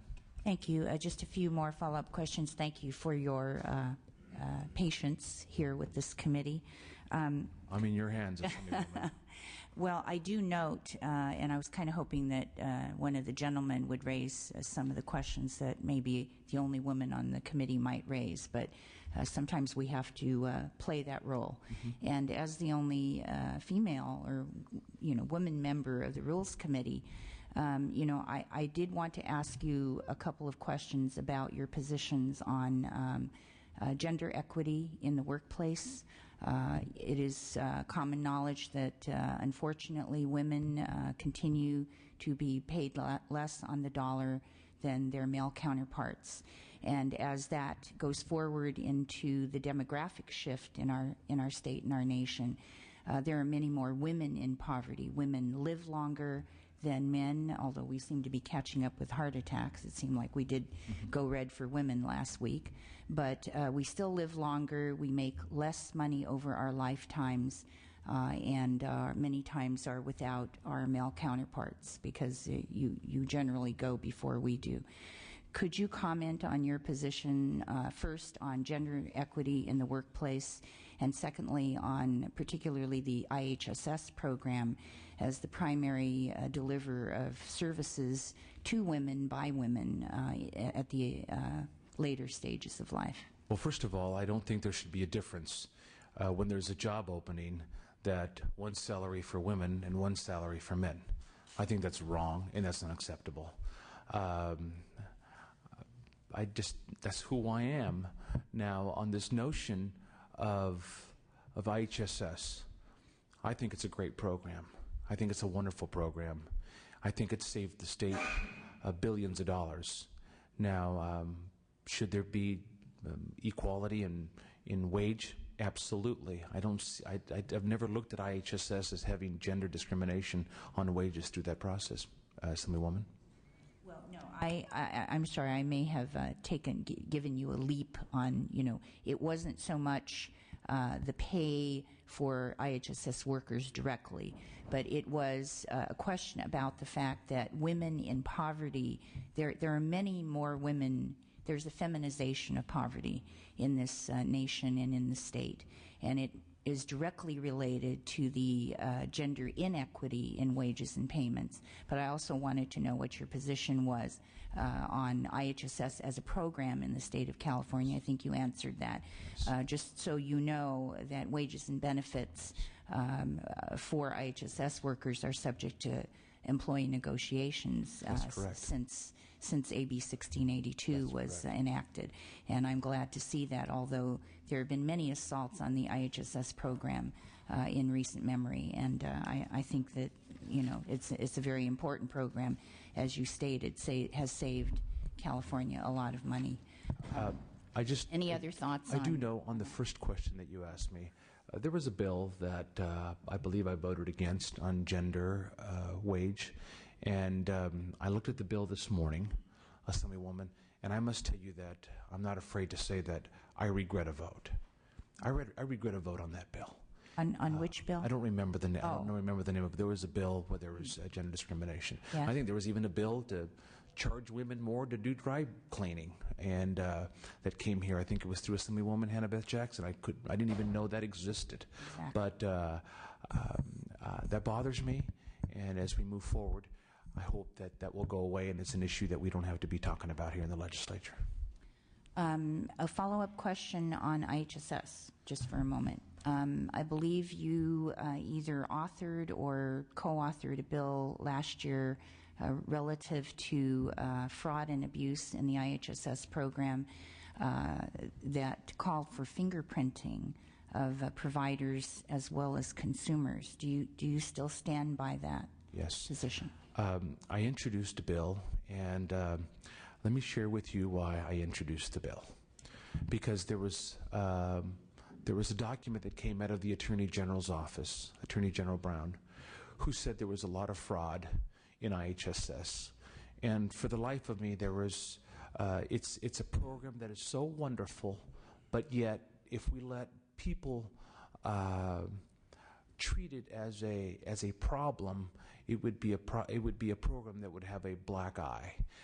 I believe, first of all, that I don't believe we ought to warehouse our parents or family members. So why not have Californians take care of their loved ones in their place of home where it's less expensive?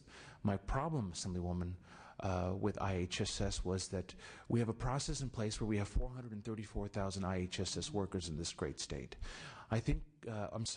434,000 recipients of IHSS, 350,000 employees. And usually what happens is that the recipient of IHSS is an elderly person or a frail person. And they're an independent contractor. They get to hire and they get to fire. And sometimes it's the family member. And I felt that there were some abuses in the system that were causing the system to get a black eye. So I felt compelled that someone who provides a service should get fingerprinted, number one. Number two, we had a situation in place where folks who were giving care were not giving care, but they were receiving a check from the state. And I'm not saying it happens all the time, but it was happening enough that the County of Sacramento did a study on it, and the Attorney General did. So I think we've reformed IHSS. That was part of the budget process that we did last year. They didn't do this for Abel Maldonado, but it was a budget process that we reformed IHSS to keep IHSS going, because I believe it is a great program. Thank you. Any other questions from any members? Okay, so this is what we're going to do. We're going to have Senator Maldonado close. We'll have a motion, and then before we vote on the motion, we'll let any members make any statements if they want, and then we'll take a vote on the motion. So why don't you go ahead and close? Mr. Chairman, thank you very much for this opportunity to say a few words to you and to the members of this body. I got to tell you that about 85 days ago, my life changed when I got a call from Governor Schwarzenegger if I would accept his nomination. Obviously, I accepted the nomination, and I knew it was going to go through the process of confirmation. I believe to this day that the reason Governor Schwarzenegger nominated me was because I've demonstrated in this building that I never put party politics before the people of this great state of California. I've demonstrated that when it comes to an issue, I look at every issue on a case-by-case basis, and at the end of the day, I vote for what I believe is right. And, let the chips fall where they may. We have a wonderful state. I'm optimistic about California. I love California. It's given me everything. It's given my family everything. So as we go through this process of confirmation, all I ask of you is that when you go vote on the floor, that you ask yourself, has Abel demonstrated the fitness to serve as Lieutenant Governor? And to this notion that it's politics, I'm here to say that in June, the people of this great state will decide if I'm going to be the nominee or not. And come November, the people are going to decide if I'm qualified, if I happen to make it through June. And that's a whole different process here. The process here is a constitutional process that there's been a vacancy created. Now, it's not John Garamendi's seat, and it's not a Republican seat, and it's not a Democrat seat. It's the people of California's seat. And I hope you ask yourself the question if I'm fit to serve. Because I'm here to tell you that my door will be open to every one of you. And if you don't confirm me, my door as a senator will be open to every one of you. Because I love this great state of California. And people are tired of partisanship. And people are tired of fighting. And it really is amazing what we can accomplish when we work together. And I believe that there's better days ahead of California. And I'm here to leave you with this, Chairman Liu, that I'm grateful that Governor Schwarzenegger nominated me. But it could have been anybody else in this House. And as the process would have come forward, I would have said to myself, are they fit to serve in the office of Lieutenant Governor? And the answer would be yes to every one of you. And the answer would be yes to the 80 members of the legislature and 40 members of the state senate.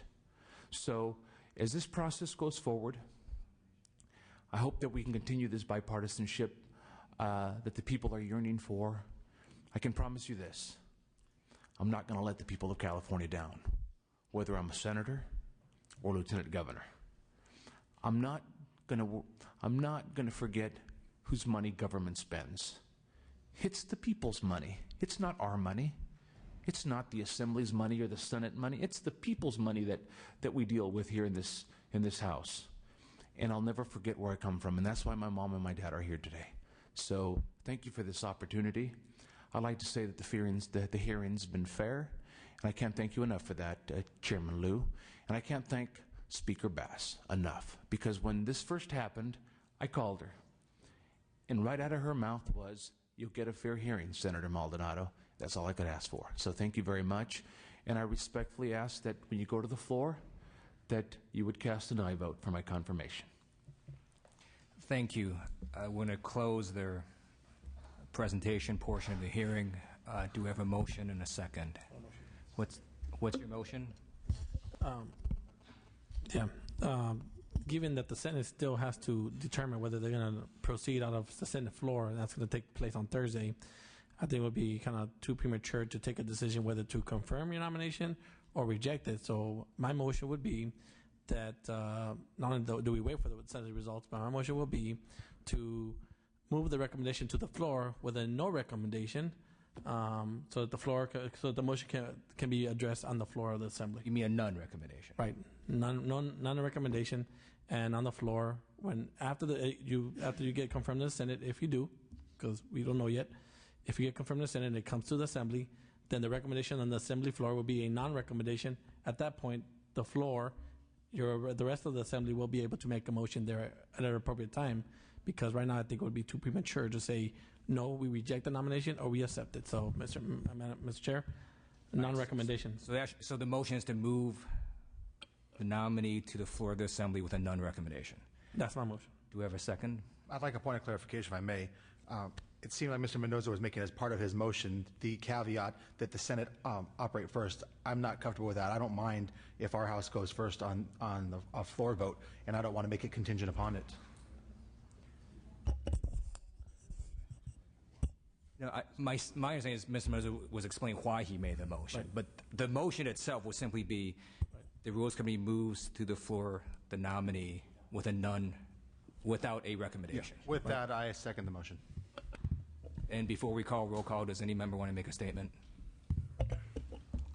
Mr. Chairman, I would say, first of all, I thank the Senator for going through this process. It's obviously grilling process, and particularly when your family's here also, and they want to know if you're going to mess up or not, and I got that. Let me just say that I believe that the service that we all do is an honorable service. People ridicule people in public life, but I really do believe after 36 years of doing this that it's an honorable service. And I think that no one can question whether or not you're committed to California, whether or not you pay attention to people's business and vote your conscience, and people have to respect that. I will support this motion because I believe you deserve to have this matter heard on the floor of the Assembly, properly debated on the floor of the Assembly, and people can vote up or down on your confirmation. Thank you for coming, and I plan to support the motion. Okay, thank you. Mr. Adams? Senator, last week I had an opportunity to go down the hall and try to get through your door, and it was locked, so I just wonder if I can get a key, because that open door policy thing is important. You always have an open door, Senator Adams. Any other statements? Mr. Hall. Yes, Senator, again, thank you. We spoke earlier today, and again, thank you for being willing to come and sit before such a very interesting committee rules hearing with so many different perspectives. And I want to thank your family also for being with you on this day. Again, thank you. Thank you very much. Just one question, Chairman Liu. Is the motion before us similar or the same as the Senate Rules Committee, that they also move their recommendation forward without support for confirmation? I think they did it with a yes. With a yes for confirmation. So I just want to be clear that this motion today is with no recommendation. With a none recommendation. No, with a none recommendation. All right. Thank you.